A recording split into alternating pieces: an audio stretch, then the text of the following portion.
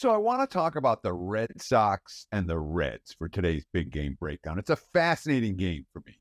It really is. And it's kind of a one-way game because I don't know that I really want to stand in front of Cincinnati right now. Obviously, we're talking about very quietly, way under the radar, 5 straight wins, plus 125, plus 145, plus 155, plus 155, plus 145. All as dogs, all on this road trip. They played well in the last series at home against St. Louis. They're hitting right now. This is a Reds team that's pretty much one way from at this stage of the campaign. But I worry about, and the Red Sox aren't playing good ball. The Red Sox have lost, 7 of their last 9. The clutch hitting hasn't been there. The bullpen's been problematic all year. Boston is a mediocre team, and they're playing like it right now. They're playing sub-mediocre baseball. All that said, the Red Sox are chalk here, and they're chalk here for good reason. Chris Sale on the hill, and one thing they've been doing with consistency is winning for their erstwhile ace, and frankly, he's pitched like an ace in his last couple of starts. Shut down St. Louis, shut down San Diego, shut down Arizona, his last 3 trips to the hill, and shut those teams down. The Red Sox, what are they now, 4-1, his last 5 trips to the hill. And Hunter Green, who's a pitcher we like very much for Cincinnati. Hunter Green is coming off a 110-pitch effort in which he threw 6 no-hit innings against the Cubs. I'm all in favor of riding Hunter Green at times, but I struggle often to get to the window with a pitcher coming off his best showing of the year, especially when he was taxed and threw 110 pitches. So the lean here can only be Cincinnati, but it's going to stay in the lean category. We're not going to get to the window backing the Reds at the underdog price today. Too many check marks in the Boston column for Thursday night MLB. Looking at the Miami Marlins and San Diego Padres. Now, 2 words to the wise. Sometimes it's better to just cover up the team logos and look at the numbers straight up. And this is one of those cases. Everybody knows about the Padres. Everybody knows about the Marlins. But when you hear the names, the Marlins don't, generate too much excitement. And when you think about the Padres, you think about that loaded lineup. But if you cover the logos and forget about the impressions that you have of these teams, the Marlins are actually hitting better than the Padres in the last 10 days. If you look at the collective WOBA of the lineups, Miami's hitting 350 and the Padres are only hitting 300. So Miami's actually hitting better. And number 2 word to the wise, don't ever bet against Jesus. No, I'm kidding. Jesus Luzardo is pitching for Miami today. He's going against Musgrove, and Musgrove has been horrible this season. Luzardo has been okay, but if you look at his career numbers against the Padres, he's got an OPS against of .487, and that's when guys like Machado and them were hitting well, and they're not quite up to pace right now with the Miami Marlins. So I took a look at the numbers here. I don't trust Miami's bullpen, but first 5 innings plus a half run for the Miami Marlins here was only -130. I think that's a great play. As a matter of fact, I put it out to my clients earlier. That's my, if you go to wagertalk.com right now and look at my MLB feature play, that's what it is. So don't buy it, just take it here. I like the Miami Marlins in the first 5 plus the half a run. They're hitting better than the Padres, and their starting pitcher is better than the Padres starter. So cover the logos, just look at the numbers, and Miami Marlins should be winning after 5 innings here. I'll take the half run, though. My big game breakdown today, Guardians at the Twins. Twins may lead the Guardians by 3.5 games in the AL Central right now, but tonight, I like the pitching matchup from Cleveland's perspective. Rookie Tanner Bybee, big league debut, I caught in person. He's been as good as anyone in this Guardians rotation, guys. As he has a 2.88 ERA, 1.08 whip through his first 6 starts. Only one time has he allowed more than 2 runs, and he's gone 5+ innings all but once as well. He's given up just 2 home runs total in those 6 starts, and really not many hits in general. Last time out, albeit the Guardians did not win the game. Bybee goes 6 innings. He gave up just 1 run on 2 hits, and while finishing with 9 strikeouts and just 1 walk. So excellent form from the rookie. Then you've got Pablo Lopez going for the Twins tonight. I know some of the numbers, such as Stuff Plus, Pitching Plus, suggest that Lopez is due for better results moving forward, but I'm not sure I'm seeing that. His current numbers, like, expected ERA, strikeout to walk percentage, are right in line what we've seen from him throughout his career. Lopez has allowed a home run in 5 of his 6 outings this year, or 5 of his last 6 outings, I should say.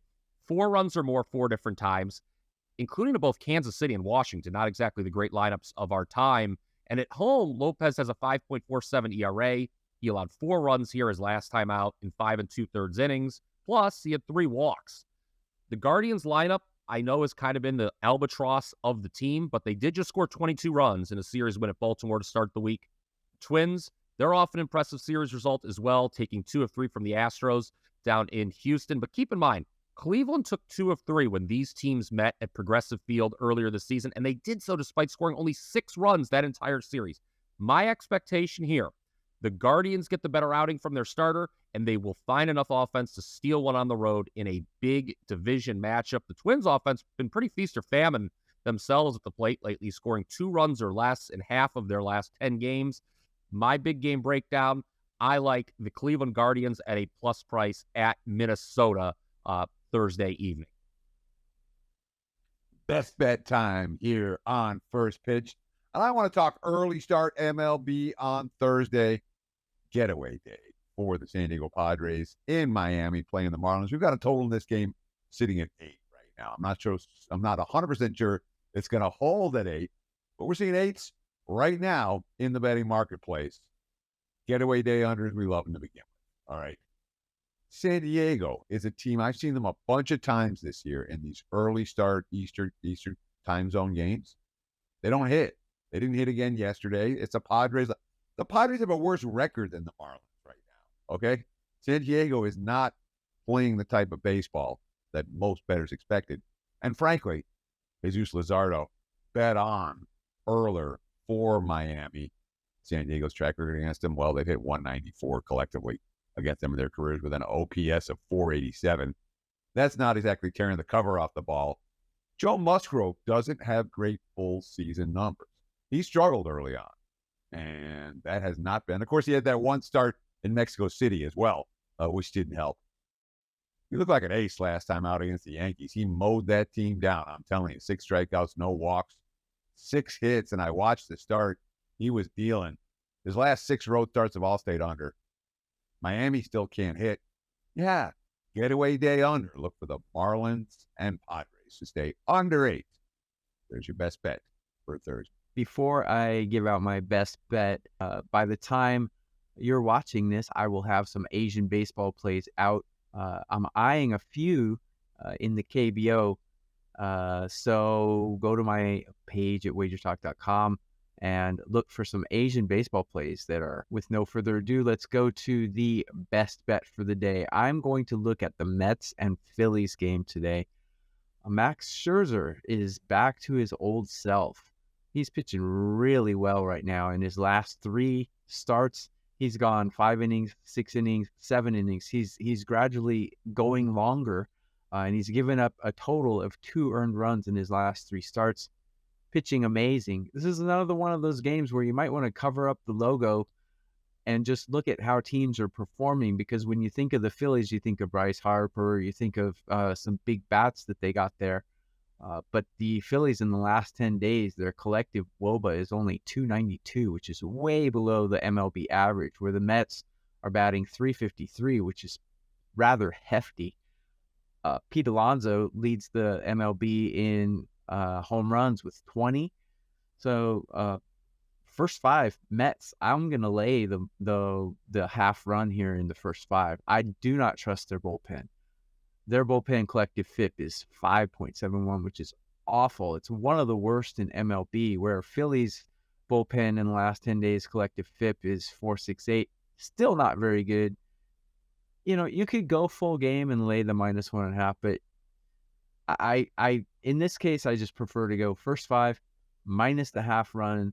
go behind Max Scherzer, Pete Alonso, and the other Mets batters should be able to get one over the fence, should be able to have a lead after the first 5. Phillies bats are just ice cold right now, so I love the Mets first 5 minus the half runs. Just before I get to today's best bet, I want to remind everybody of what we have done in MLB going back to last year's playoffs. It's an 80-50 run with all MLB plays, number 1 at Wager Talk since the beginning of last year's playoffs, up 67.2 units. And yes, it is Throwback Thursday today at Wager Talk.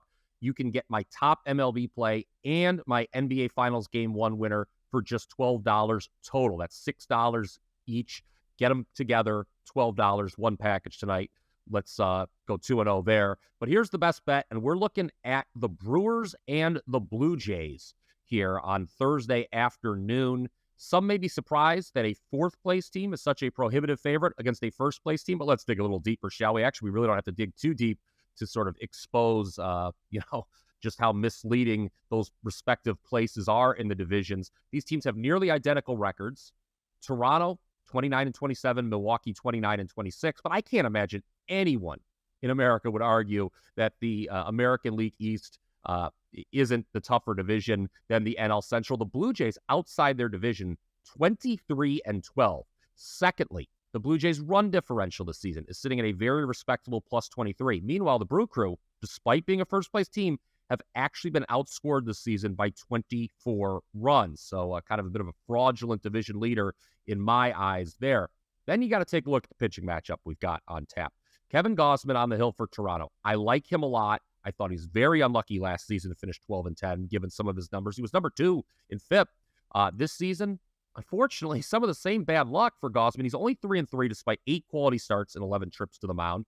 But here at home, 2.10 ERA, 0.90 WHIP. He's had 2 really bad starts this season, but both of those were on the road. One at Houston, the other at Boston. Other than those, he's allowed 300 runs or less every time out, almost always going 6 innings. Again, this is a home game for Gausman and the Jays. Meanwhile, the Brewers' Freddie Peralta, he has gotten shelled in 2 of his last 3 starts. The team has lost those 2 games 18-1 and 15-1, believe it or not. Now, Peralta was betrayed somewhat by poor fielding from his teammates last time out, 6 unearned runs, but still, this is a matchup where I trust Gausman far more, and thus I will lay the half run in the first 5. These teams have split the first 2 games of the series, but yesterday, the Jays were 1 for 13 with runners in scoring position in a 4-2 loss. I'm expecting more timely hitting from them today, at least early on. Gausman rules the day. Once again, lay the half run in the first 5 with the Toronto Blue Jays. That is today's best bet.